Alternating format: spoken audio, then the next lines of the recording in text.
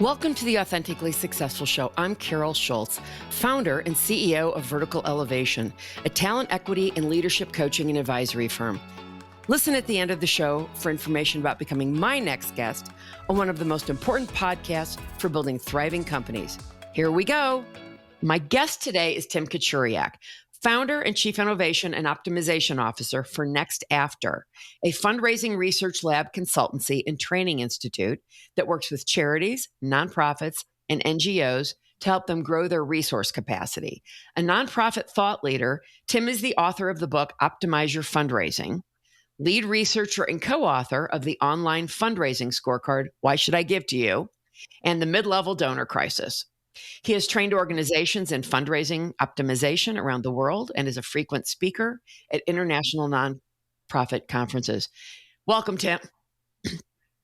Hey, Carol. Thanks for having me today. My pleasure. So I'm really interested in your background, that you look like you have committed your whole life to nonprofit work, and I'm really interested in how you came to that. Well, sure. Yeah. I mean, it's most people I know, and myself included, that work in the nonprofit space didn't take a very direct pathway there. And that was certainly true for me. So my story is I graduated from college right after 9/11, which is a horrible, horrible time to enter into the job force, especially for somebody who desperately wanted to work in the field of marketing and advertising. But fortunately, I worked at a country club all during high school and college. And I like to, joke, I had 432 aunts and uncles that were captains of industry. So I, Yeah, right. I called Uncle Joe. Uncle Joe happened to be the president of the second largest ad agency in Pittsburgh, where I grew up. He was the president of the country club. I went and met with him, did my little doggy pony show. He's like, look, I'd love to hire you, kid, but we just laid off 30 people yesterday. 9/11 has hit our industry hard, our agency harder. I can't help you. So that was kind of my experience coming out of college. So I'm, just knocking on doors, trying to find somebody to give me a shot. I ended up meeting a serial entrepreneur, actually at a golf outing. And he's like, I've got all these little businesses. Maybe you can do some projects for me. And then he said, hey, why don't you start your own business? And I said, well, I don't know how to do that. He's like, well, I do. We've got an incubator on the second floor of my office building. I'll give you a desk. I'll introduce you to people. I'll be your partner. And the rest is up to you, kid. So I'm like, unbelievable. I'm living in my parents' basement. I've got nothing to lose. I mean, you talk about the absolute best time to start a business. So I did that for 5 years out of college, started doing just general marketing stuff. We bought all this video equipment. We made TV commercials and corporate videos. And then I hired this guy that was a really talented, web developer person. And we started making websites. And they're like, okay, well, how do we get traffic to the website? So we got into digital marketing. And it was just a great, honestly, learning experience. I mean, coming out of college, I had no preconceived notion as to where the bar was. And so, and being very insecure, I think we did a really good job of leaping over that bar in many cases. So I learned a lot about business, about getting clients, keeping them happy, digital marketing. But about 5 years in, I just felt this kind of nagging sensation that I want to do something that has more significance, I've always been really attracted to causes and things that change the world, most people my age. And I got involved in participating in a capital campaign. So I was doing all the marketing materials for this capital campaign to build this new building. And it was really cool because it was the first time that I was doing something I felt like I was wired to do, which is marketing, but doing it for a cause I cared about. And I was like, this is it, right? This is how I want to spend the rest of my life. So, I made a bold kind of career choice. I said, if I want to be involved in actually doing something that actually makes a difference in the world, I should probably move into the nonprofit space. So, in a matter of 2 months, I sold my business. We sold our house. My wife was 8 months pregnant with our second child. We had a 16-month-old, and we moved from Pittsburgh, Pennsylvania to Fort Lauderdale, Florida. And I went to work for this nonprofit. And the day I got there, the founder of the organization had a heart attack. And it's important to point out at this point in the story that correlation is not causation. At least I hope not. So I hope I wasn't the cause of this. Sure you weren't. But anyway, he ended up passing away. And we went from being a $36 million a year organization to 18 in 12 months. So it was just this downward spiral. And I was hired to do digital communications for the organization. And they're like, look, whatever you're doing on the internet, figure out how that stuff generates revenue because, we're dying. So that was like my first violent shove into fundraising. And then I came to discover that there's basically these marketing agencies that work exclusively with nonprofit organizations to help them raise money, right? Interesting. I had no idea this existed. And so we worked with one based out of Dallas called KMA Direct Communications. I got to know the CEO. He said, look, I don't know what your future looks like here. It looks pretty grim. We've been doing direct mail fundraising for 30 years. And we would love to get into this, this brave new digital world. Would you consider coming to Dallas and helping us start a digital fundraising division? And I said, yeah, sounds great. So that's how I got to Dallas in 2008. I was there for about 2-3 years. And then we were acquired by another agency. And it was during that time between those two different experiences that I saw that there was like a huge opportunity to really focus on optimizing fundraising. I mean, there's lots of service agencies that do fundraising, but what the web represents is perhaps the greatest behavioral laboratory that's ever existed. We can track everything that people do. I know it sounds spooky and kind of creepy, but it's actually really cool if you're a marketer. And so with digital, fundraising optimization, we can actually run rigorous scientific experiments and try to understand what works. Go. So one of the things that's kind of spooky and creepy about the internet is that we can track everything that happens, right? Which means that we can actually be able to run experiments in real time, right? Where we're testing two different versions of an ad, a landing page, an email, what have you. And we can actually discern based on people's behavior and how they respond, what works and what doesn't. And so that's kind of what led me on this journey to start what is today NextAfter. That's really great. So you founded the company in 2012, yeah? Correct. Okay. That's correct. Yes. Tell me a little bit about, are you bootstrapped? Where's your money come from? Like what that looks like. Do you have investors? No. Honestly, I'm grateful for that. So we bootstrapped the company from the very beginning. So I started the company by myself, single shingle. And I had a couple contracts, and my first iteration of NextAfter is I thought that I would create a fundraising optimization division within other companies. So my first clients were other agencies or technology companies, which was a great kind of ramp up to start a business because they pay better than nonprofits, quite frankly. Right. But what I came to discover, and it didn't take that long to figure out, is that all they saw is just something shiny that they could go sell to more of their clients. So I became nothing more than a hired gun, kind of outsourced sales guy. And once we'd get the contract, I'd have nothing to do with the execution of it. And they'd just mess it up. So I was like, well, this is not going to work. So then I started working with nonprofits directly, weaned myself off of those contracts. And then, I hired one person and then another person. And, we operated as a three-person shop for a period of time. And, then we made the jumps to 7 to 12 to 20. And, we're now, I think, right at about 40 employees. Right. Yeah. So you've got a team of 40 people. Along the road, you say you started from 3 and you've grown that up over the last 9 years. What would you say are the biggest challenges you've encountered and the biggest mistakes you've made, and how have you adjusted to do things in a different way in growing a business? Yeah, I mean, I think so. At one point, I saw the opportunity to for us to kind of create software, right, and kind of get into the software game, right? I mean, there's a lot of excitement around technology companies and SaaS-based companies, and the whole recurring revenue model is very attractive to many people. And so we kind of went down that path, and we built a product, and we discovered very quickly that we are not a product company. We are not a technology company. And that, fortunately, it wasn't too big of a burn, but it did. I mean, we took on some investors to go, invest in us building this product company, and it totally flopped. So it was probably one of the biggest gaffes I think that we've made in our journey.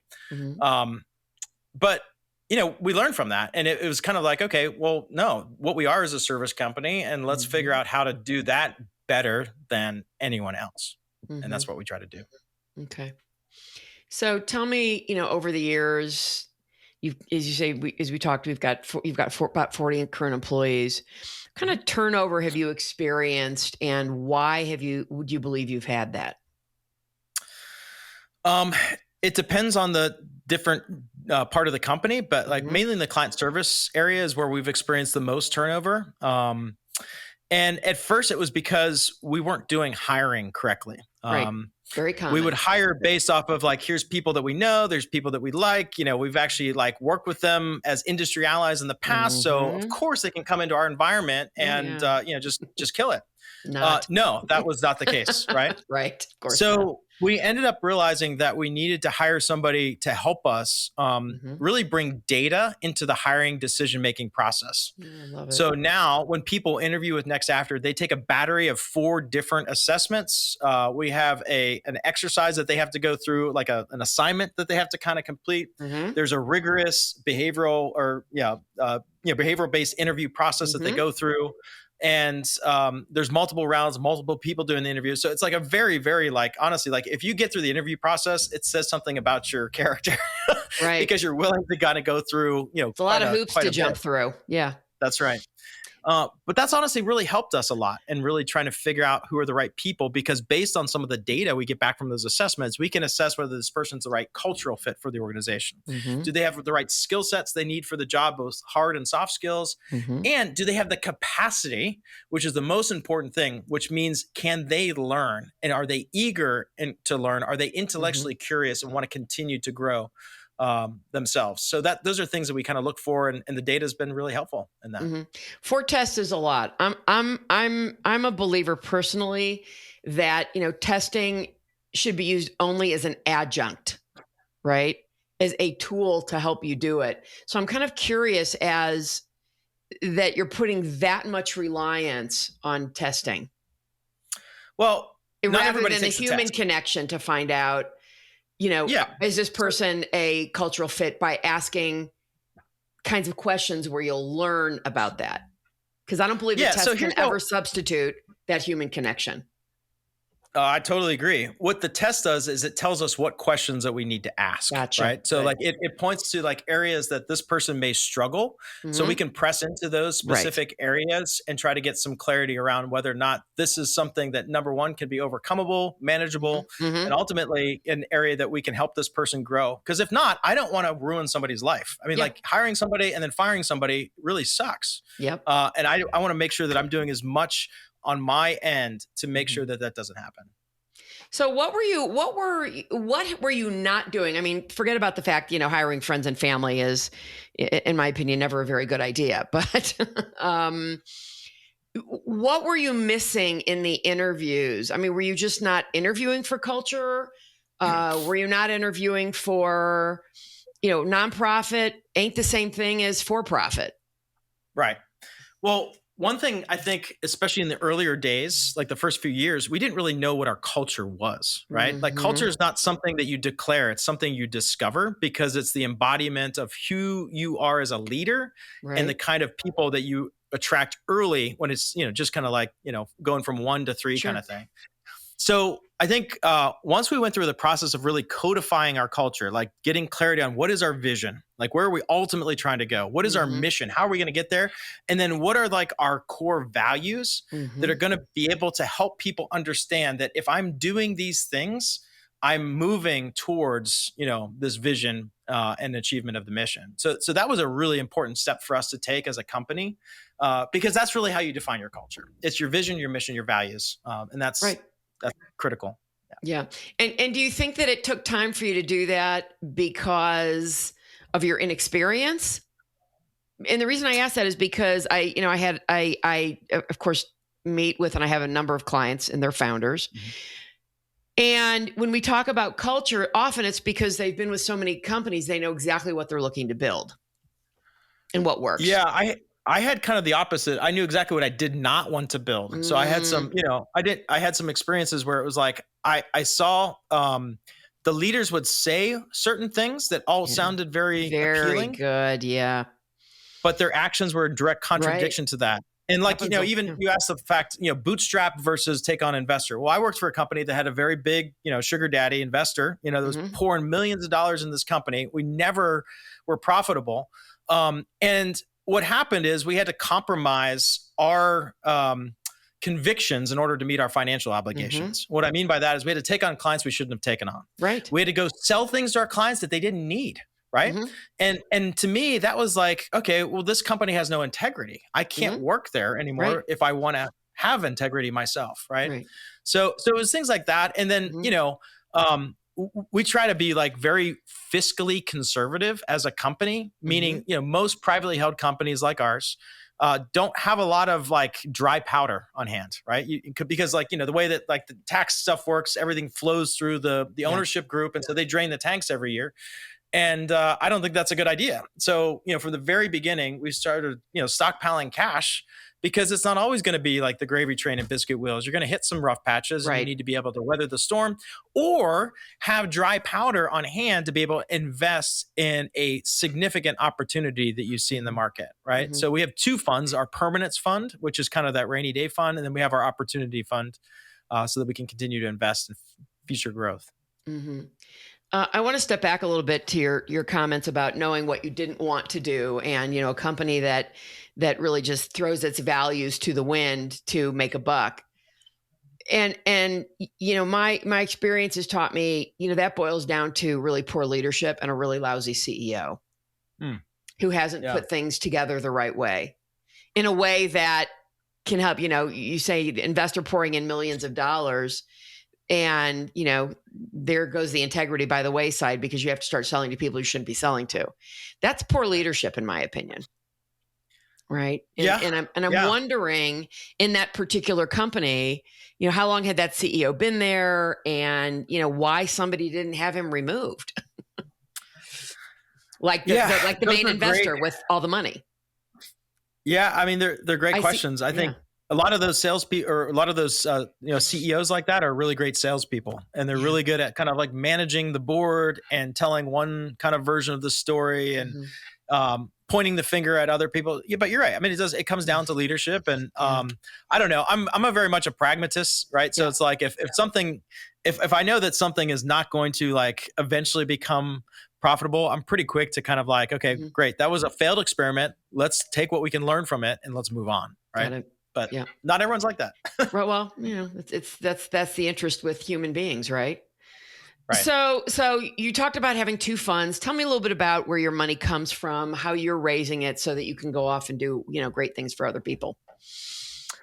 Yeah. So, I mean, really there's three kind of components to our company. So there's like the fundraising research lab, and we really do two types of research. We do forensic research studies, and we do applied research. What I mean by forensic research studies, we're analyzing large amounts of data across the nonprofit sector.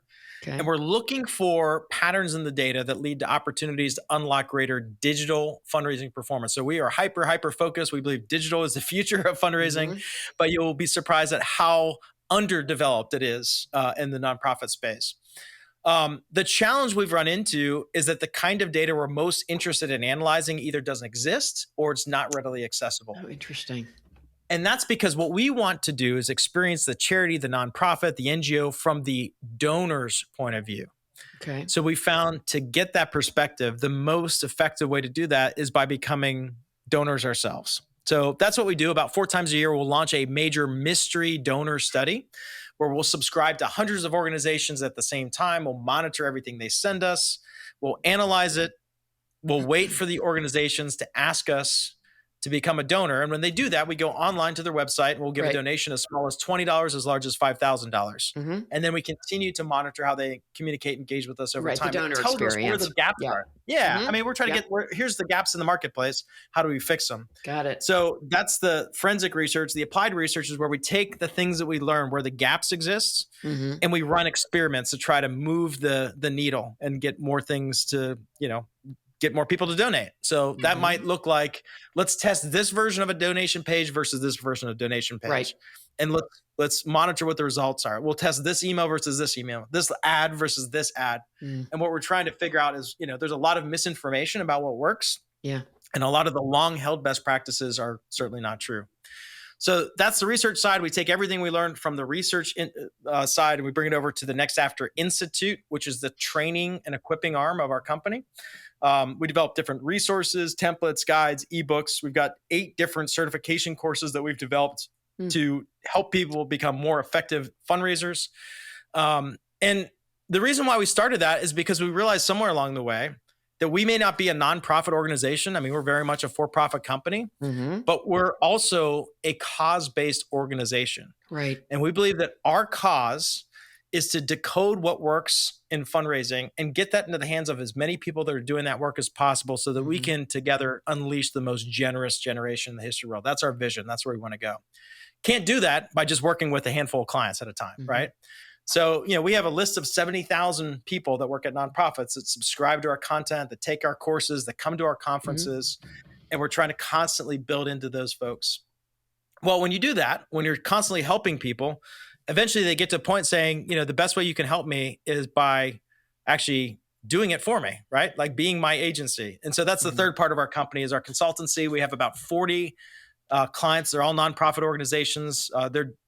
They're all very large nonprofits. So the nature of our work, we have to work with organizations that have considerable scale. And we basically help them implement the things that we've found through our research and testing that continue to develop, predictable revenue growth. It's really interesting. So what's the competitive landscape look like for what you're doing? Great question. We are very unique in our space. And the reason why, there's a lot of nonprofit fundraising agencies that exist. Right. I mean, there's tons of them. Most of them that work on the mass marketing side are direct mail shops that over time have bolted on a digital fundraising division. And I worked at 2 of those such agencies that were direct mail shops first. They'd been doing that for 35 years or whatever. And they said, look, we hear our clients are asking about digital. We need to have a service offering. We'll go and hire a person, let you build a little team, and you can be the digital fundraising division. The problem with that is that the agency's entire business model revolves around direct mail. So what that means is it caps the potential for digital to go deeper in terms of leading the exchange as opposed to following, right? And so what happens is if I go and prove that I can actually make more money for the charity by giving, $1 million to Google, you know what I mean? As opposed to putting 1 million pieces of mail in the mailbox, then all of a sudden they've got to lay off 30 people because their business model is focused all around the direct mail side of things. So that's when I realized that there's no way I could do this inside of another agency. I got to start one that just is digital first, that focuses on that as the primary. Yeah. So what would you say are the biggest challenges facing both your company as a digital agency and your industry? Yeah. I mean, talent, number one. Yeah. I mean, there's so much demand for what we have to offer, and I can't hire people and train them and ramp them up fast enough. I mean, it's frustrating, quite frustrating to me. I don't know if we have exactly the right scaling model for that side, the client service side of our business, right? So that's something that we're questioning as a leadership team. We're going through a whole new process with EOS to try to figure out, can we actually make it easier for people to understand how they're getting an A in their job every single day. So things like that I think is something that's a challenge for us. And I think it's a challenge for the greater industry as well. What do you tend to find from a talent standpoint that really works for you? Well, as I mentioned, the first and foremost, we look for people that have high capacity. I don't necessarily need you to know how to do all of these things, like digital things. Yeah. I need to know that you have the capacity to be able to learn those things quickly and be effective, with these skills that I can teach you. So that's the first and foremost thing that we're looking for is people that do that. I mentioned also like insatiable curiosity. The nature of our work is constantly questioning and saying, well, what if we tried this? Or what if we tested that? Or what if actually our donors really care about this, right? So that insatiable curiosity makes for a really good employee at NextAfter as well. Yeah, that's really. And then I would also say like growth-minded people, right? So people that like get excited by seeing, the needle go up and to the right. What's your executive team look like? How many? And So we have 4 members of our executive team, and then we have another 4 that makes up our senior leadership team.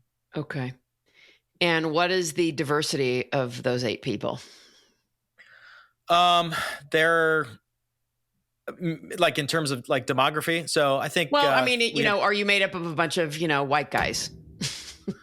No, there are several white guys. there's some white guys. There's some Hispanic, folks. There's some, there's women. So, I mean, we're diverse-ish, I guess. Yeah. Well, and so if you look at your senior leadership team, the 4 of you, are there any women on that? Our executive leadership team? Mm-hmm. No, it's 4 dudes. Yeah. Okay. And the senior leadership team? 2 women. 2 women. Yeah. So 50% at least of them. Okay. Yeah. So you're doing so much to change how people do things. Have you looked at your own diversity that, do we need to do a better job of this? Where are we, where, if anywhere, are we lacking? When you look at women being over 50% of the population now. Yeah. So, 3 years ago, that can be threatening to those 4 dudes. No, yeah, no, totally. So I'd say about 3 years ago, 2 or 3 years ago, only 20% of our company was comprised of women. Okay. Now it's 65% of our company is comprised of women. That's really great.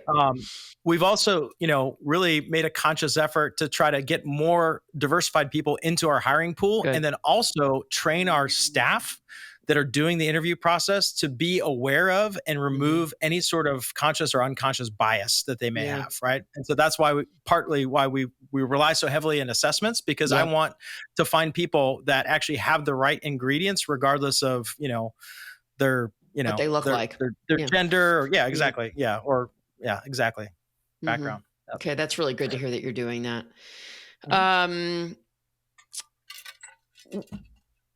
What if anything bothers you or bugs you about your industry? What would you like to see changed? There's a scarcity mindset in the nonprofit space, that's right, which leads to a tremendous amount of unhealthy risk aversion.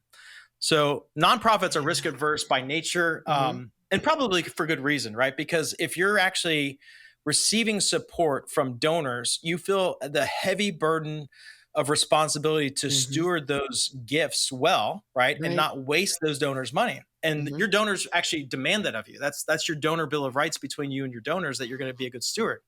What I question, though, is good stewardship doing the same thing over and over again and expecting the same results in a world that's constantly changing? Or is good stewardship mitigating risk, testing things, and then rolling out based on what the data tells you, which may lead you to a breakthrough and a whole different way of doing your business than you did in the past?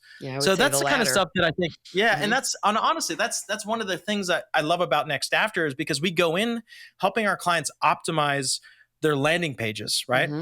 And we go out optimizing the culture of the organization, because it begins to spill over into the whole rest of the organization, where they start to, move the conversation from how are we going to do this, how are we going to do that, we don't have enough resources, to like, man, what if we tried this? What if we tried that? What if our donors really care about this? And it's a whole much more exciting place to be a part of. And we've seen it. It's transformative. So that's really fun for me. Well, that's great, Tim. And you've kind of brought something to my mind of the paradox around being a for-profit company working with nonprofit companies with that potentially scarcity mindset. How does that? I mean, how are you able to get companies to cough up money? Well, I mean, nonprofit when is they a little don't have bit of much. So nonprofit is a little bit of a misnomer. So the charitable giving space is like a $452 billion a year industry. So it's very, very large. Nonprofits employ 10% of the U.S. workforce. It's the third largest industry, next to like manufacturing and something else. Really? Wow, that's so interesting. And there are $1 billion nonprofit organizations. Their annual revenues are in the billions, right? But they might like you to think that they're broke. Well, it's we have one here. We have one here in Denver like that. It's a marvelous animal welfare organization. They do amazing work, and they've got tens of millions of dollars in the bank, and would like everybody to think they have no money. Yeah. See, that really just sets me sideways.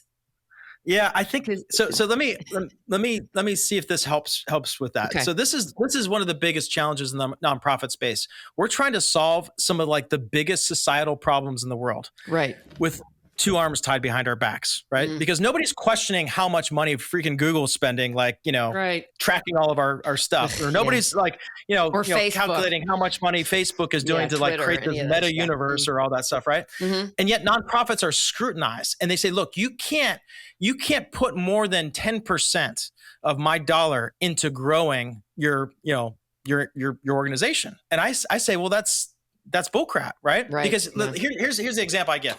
We're measuring efficiency, not impact, right? Two very different things. So here's my illustration. I've got two organizations.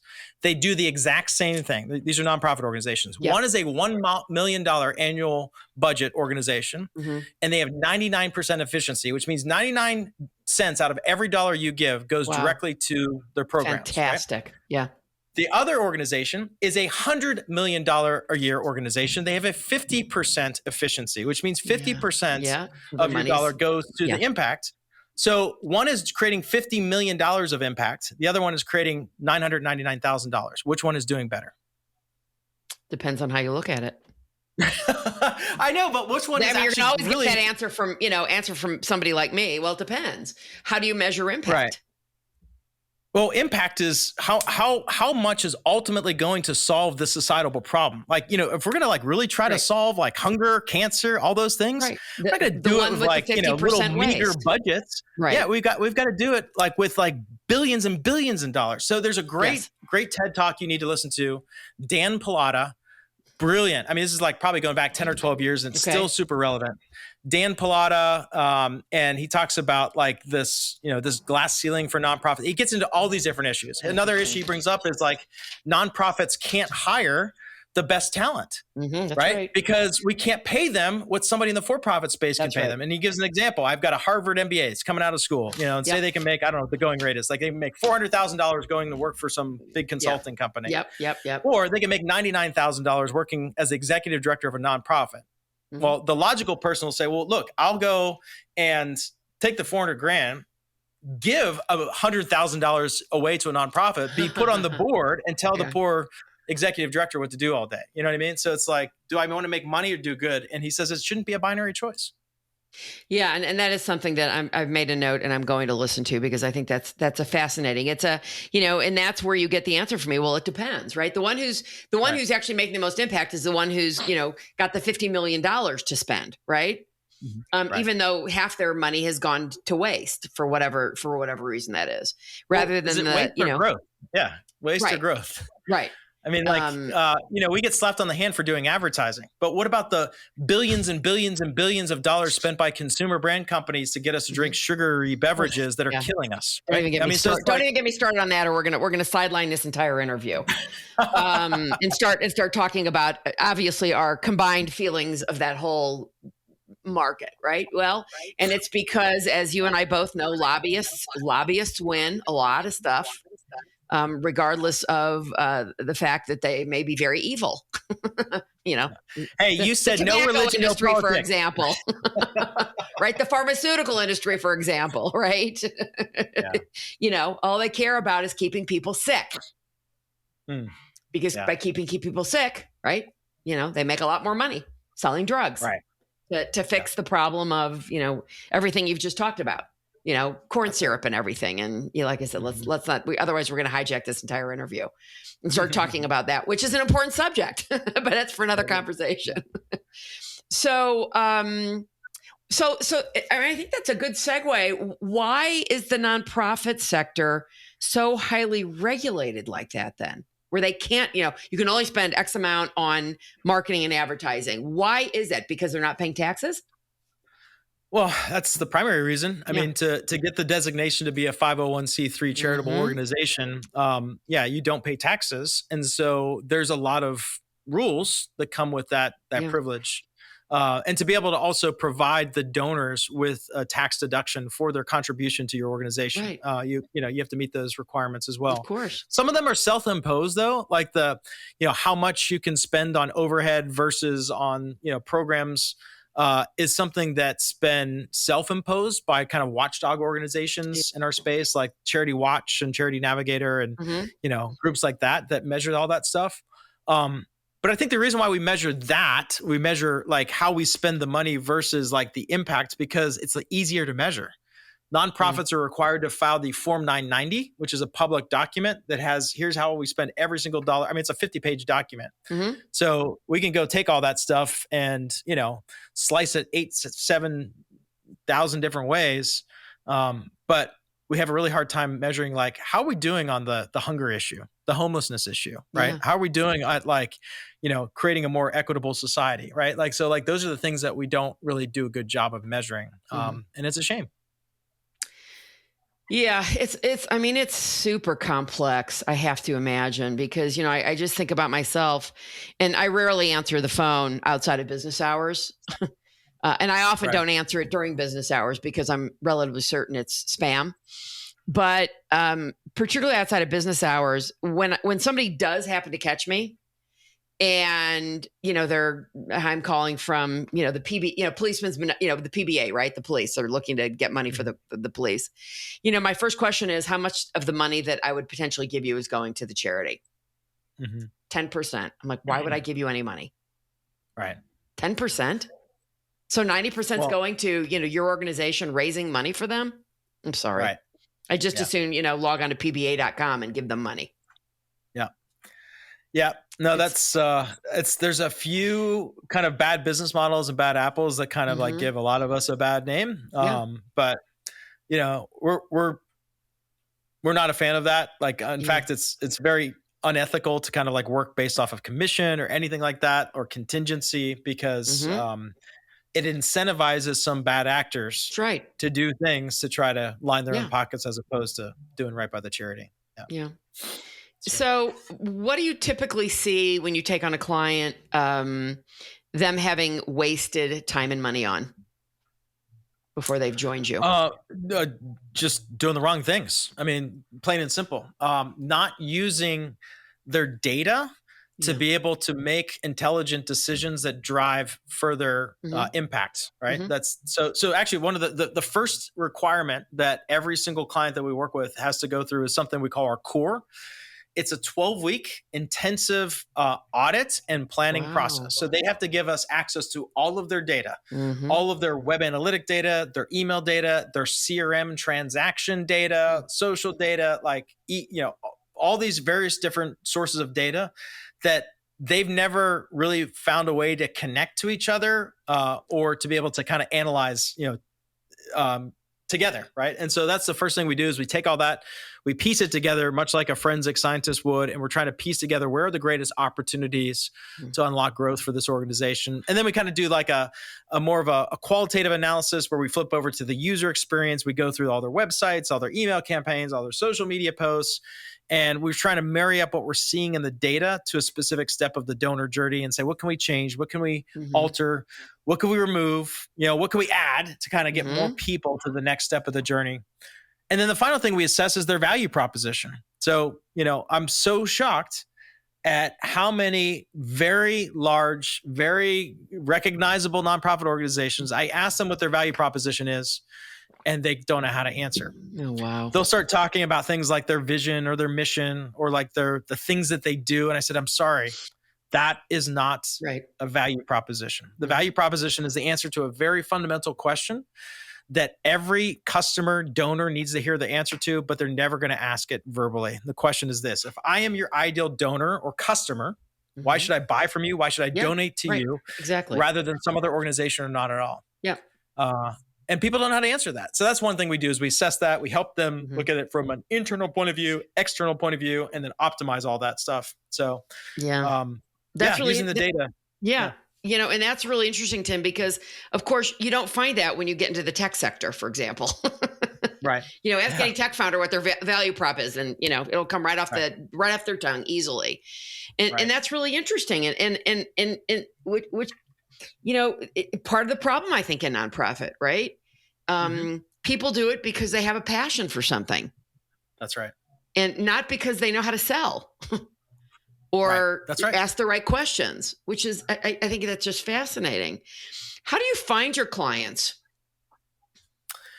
They find us. So we don't have a sales team or anything like that. Inbound marketing. Okay. It's all inbound marketing. Awesome. Yep. And how are you typically doing that? Well, so one of the base units of work product at NextAfter is running experiments. Okay. So we take all of the experiments that we develop and we publish them online. We take groups of experiments that are from similar areas. We do meta studies, and then we'll put together templates, guides, ebooks. We'll do webinars twice a month. We've developed, I mentioned the different certification courses, and then we also put on conferences where we bring in some of the brightest digital marketing leaders. Most of them come from the for-profit space. We bring them together for 2 days to pour into our nonprofit community to kind of like say, look, here's where the future is, and hopefully stimulate some new innovation in our space. So those are the different sources of that content. That's really great. So what would you say the most outdated advice is in your industry? Trust me, I'm an expert. So like that's, that's it. Trust me, I'm an expert. Yeah, I know. Like, so we look, I've been a consultant for like the last, 15 years. Yeah. And when you're a consultant, people look at you like you have all the answers, and we know deep down inside we don't, right? Of course not. But do you have the integrity to actually be honest, about that, right? To be honest about that, but like, the problem is everyone's looking at you, and we have to do something. And so, you feel all this pressure to like, figure out like what the right thing to do is. And we just don't know all the answers all the time, right? So when I discovered testing and experimentation, I realized that I don't have to have all the answers, but I now know how I can find them. Because the true experts in fundraising or in sales or whatever are the customers, the donors. And if we actually just take the time to listen to what the donors are communicating through their behavior and be willing to take our ideas and put them to the test, they will teach us everything we ever needed to know about what works and what doesn't when it comes to being more effective marketing. So that's the thing that's been so liberating for me, is just like realizing that I don't have to be the expert anymore. I can be experienced. I can have knowledge, but I can also realize that just because it worked for this organization doesn't mean it's going to work for this organization. And that's where testing becomes, another valuable exercise. Yeah. And that's really interesting. It's people don't realize the value of asking questions and listening. I talk about this frequently when I'm interviewing people. We were somehow put on this planet with 2 ears and 1 mouth for a reason. You should ask twice as many questions as you ask, twice as much, listen twice as much as you do speak. Right. That's how you learn, right? And actually being present and actually listening, because listening and hearing are two very different functions. Great points. Great points. Hear, listening is an active. It's an active. I'm drawing a blank on the word I'm looking for. Oh, it's a skill. I mean, it's active rather than hearing is passive. Right. Exactly. Right. And you have to be present and when any kind of active listening is going on. And that's becoming harder. I mean, being present is a harder thing in this day because there's so many things buzzing in our pocket, or beeping on our hands that are trying to distract us from being present. So, right. Well, and I think, and you're right. And I think it's kind of like, before we launched this interview, is your phone turned off? Is it silenced? I mean, I close everything on my desktop that would potentially, not that it's going to give me an audible sound, but something that could potentially distract me from what I'm doing, right? From being present in my conversation with you and actually listening to what you're saying to me. And, I just upgraded to the new OS on Apple, and they have something called Focus now. Not Focus Now, but it's called Focus. Now it's called Focus. And I can put focus on for how much ever time for an hour. For a call I had this morning with a new Israeli client for 2 hours. So nothing that comes up on my machine is going to bother me and take me away from being present in that conversation. That's and cool. When I got on the phone with them, as I did with you, I said to them, my request, unless there's some emergency that could happen, is turn off your phones. Put them on silent. I need your full attention to be able to go to the next step of our partnership successfully. I think people respect that. I think that suggests to them that like, I'm giving you my undivided attention. That's right. And if we're going to have a partnership, then like, That's you right. know, you I need to expect the same. that. That's exactly right. Absolutely. And the CEO founder was on that call, and they were like, fine. I just time, my time is valuable. And I always say my time is more valuable to me than your time is. And which consequently means I'm not going to waste your time. Right. So have that respect. So I think that's really great. So where do you see yourself, Tim, investing in resources here over the next year or so? Yeah. So what's your growth look like? Right now we're growing too fast. So I'm trying to figure out how we can grow into different areas that don't require us to scale our people at the rate that we're having to scale them right now. Mm-hmm. So here's two areas in particular. Number one, about 2 years ago, we used to outsource all the media buying for our clients, right? So like all that would go to like a separate agency that would specialize in that. We made a conscious decision to insource that. About 2 years ago. It's been like, a huge dramatic like difference in our business. We added about $10 million in top line revenue. Fantastic. So, that was a huge kind of like decision point. And so we see there's an opportunity really just to grow that area of our business independent of people having to be our full service client, right? So we can actually just go do media buying even for other agencies if they need them to, right? Oh, fantastic. Yeah. The second area is kind of like a franchise model. So about I guess a year or so ago, we partnered with Salesforce and we did a big mystery donor study called the Global Online Fundraising Scorecard, and we gave donations to I think it was like over 500 organizations across 9 countries and 4 different languages.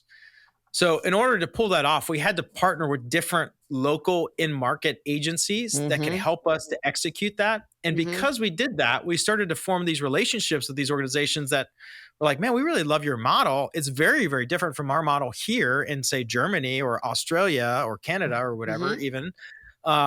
And so we're now in discussions with 3 separate agencies about kind of franchising our model, not just for how we do client work, but also like our lead generation engine. Like that's the biggest thing, that a lot of these other agencies don't have.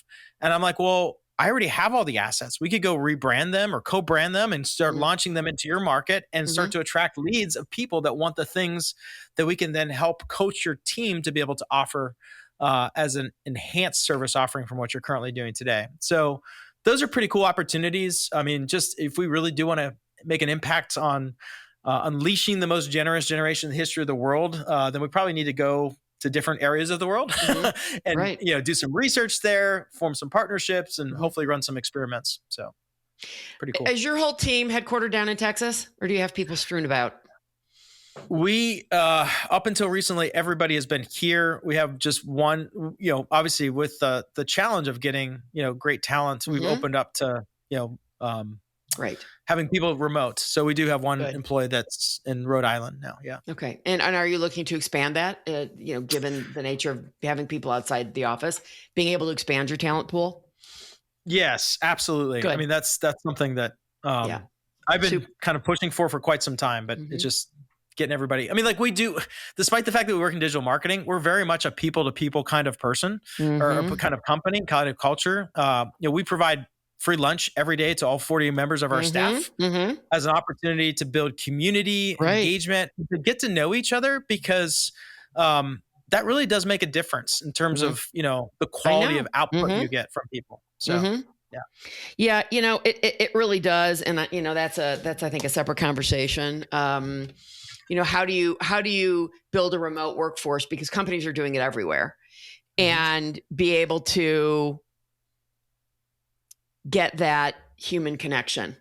There are companies I know that they bring all their employees to one location once a quarter.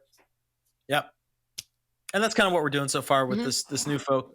He's coming in about every 2 weeks right now, just for a couple of days. Which is terrific. So, what are the biggest opportunities and threats in your space? Wow.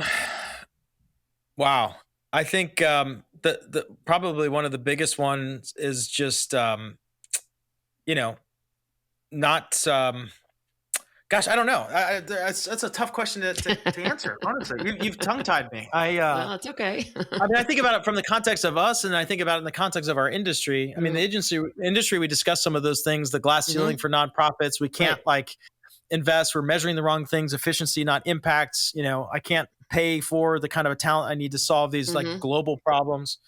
For NextAfter, I think if we can't figure out how to,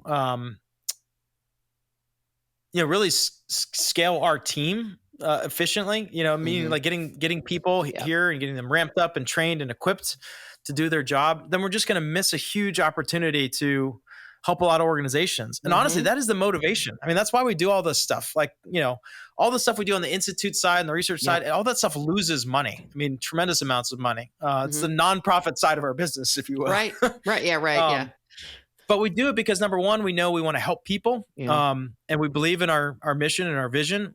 Also, I believe that the best form of marketing is helping people. Right. And when you help somebody, like you establish trust, you build bonding and rapport, and maybe that person's not the right fit to be a customer for you today, but people move a lot in the nonprofit space. And we've had several people that worked at some small rinky-dink nonprofit, loved our stuff, followed our content, then moved to a larger organization and said, look, I'm now in a position where I have P&L authority and I'm hiring you, right, to come in. So I think it's just a great hedge. And look, if generosity is ever going to bite you in the ass, like I don't want to live in a world like that. I think that's one of our corporate values is erring on the side of generosity, because I don't think that's a bad strategy, for business or for life. Yeah. Well, you know what? And I could not have said that any better myself, because that is exactly what I believe. And I think that, that's a perfect way to end this conversation, frankly. So if somebody listening to this, Tim, is not scared away by all the hoop jumping through of potentially working for NextAfter, what should they do to take the next step if they're interested in saying, God, I'd really like to investigate working for these guys. They're pretty slick. Yeah. Just go to NextAfter.com. Slick in a good way, not a bad way. Yeah. Go to NextAfter.com and, just go check out. We have, our job postings up there. You can learn more about our company, all of our corporate values and vision, mission values, all that stuff is spelled out there. You can meet some of our team too. Like we have little stories and videos and stuff and just kind of get a sense for the culture. Or send me an email. I mean, I'm simple. Tim@nextafter.com. Very, very simple. Let me know. I'd love to talk with you. Great. Well, Tim Kachuriak, founder and chief innovation and optimization officer of NextAfter. This has really been a delight. I really want to thank you for your time today. Awesome. Thank you, Carol. It was fun. Thank you for listening to Authentically Successful. If you are a successful founder or CEO who would like to be on this program, please visit verticalelevation.com/podcast/apply. If you learned something from this interview and it made a difference, please share it on LinkedIn or Twitter. You can also do a quick screenshot with your phone and text it to a friend. And if you know of someone who would be a great guest, tag them on LinkedIn or Twitter to let them know about the show and include the hashtag Authentically Successful. I love seeing your posts and great suggestions. Lastly, we are regularly putting out new episodes and content. And to make sure you don't miss any episodes, please subscribe. Your thumbs up, ratings, and reviews go a long way to help promote the show and mean a lot to me and my team. If you want to know more, go to our website, verticalelevation.com, or follow me on LinkedIn. This is Carol Schultz. Thanks again for listening, and see you next time.